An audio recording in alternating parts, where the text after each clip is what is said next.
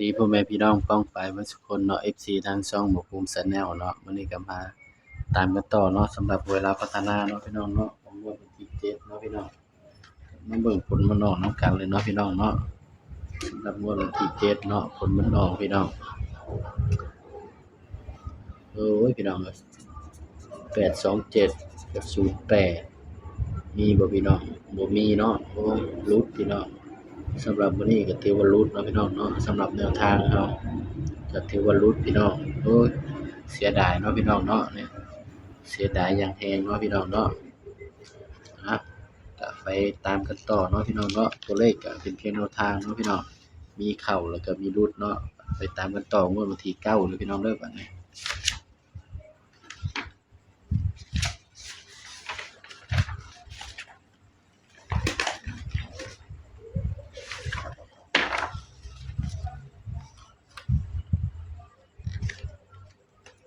ตามกันต่องวดวันที่9เนาะพี่น้องเนาะบัดนี้เสียดายอยู่พี่น้อง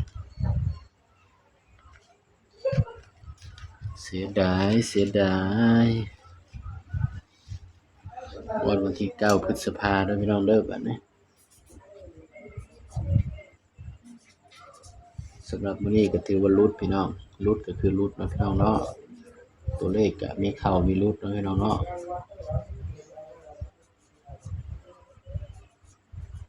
ก็ให้เพื่อเป็นแนวทางเท่านั้นเนาะพี่น้องเนาะมีเข้ามีหลุดพี่น้องนะ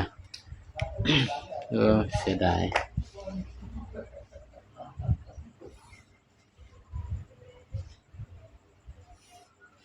มาเบิ่งนำกันเนาะบ่ภูมิสิให้เด่นตัวใดบัดนี้สำหรับงวดวันที่9พี่น้อง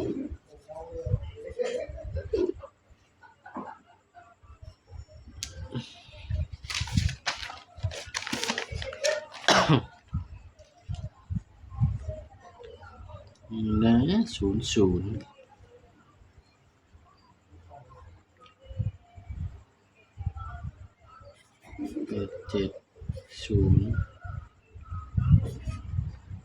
08 27 62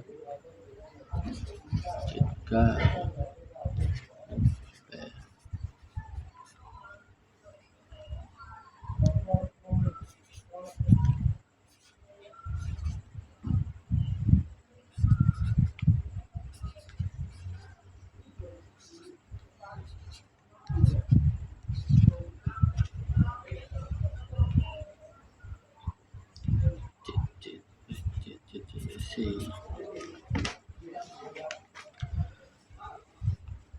8สำหรับเด่นเนาะพี่น้องเนาะเด่นเนาะสำหรับตัวเด่นเด้อพี่น้องเด้อนี่ให้เด่น4กับ2เนาะสำหรับงวดวันศุกร์เนาะวันที่9เนาะเด่น4กับ2เด้อพี่น้องเด้อสำหรับแนวทางหวยลาวพัฒนาเนาะเด่น4กับ2พี่น้องก็มาจับคู่นำกันเลยพี่น้องบัดนี้สำหรับตัวเด่นเนาะอาจสิให้เด่นไปที่4เนาะพี่น้องเนาะเด่น4รอง2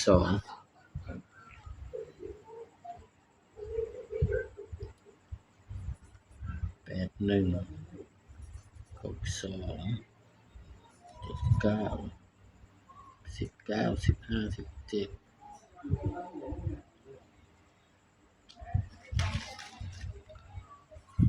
81 62 95 17 24 33 36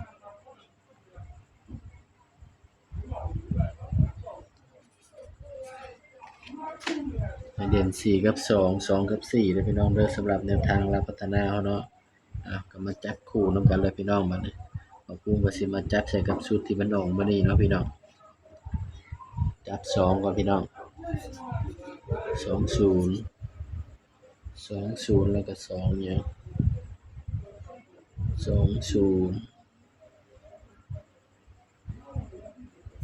26 27 28 4พี่น้อง40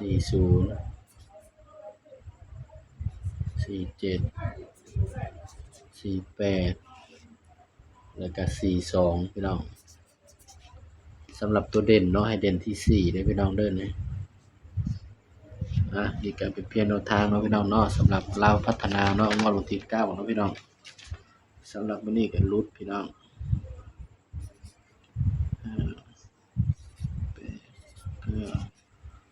3ตัวก็คือตัวเก่าเนาะพี่น้อง589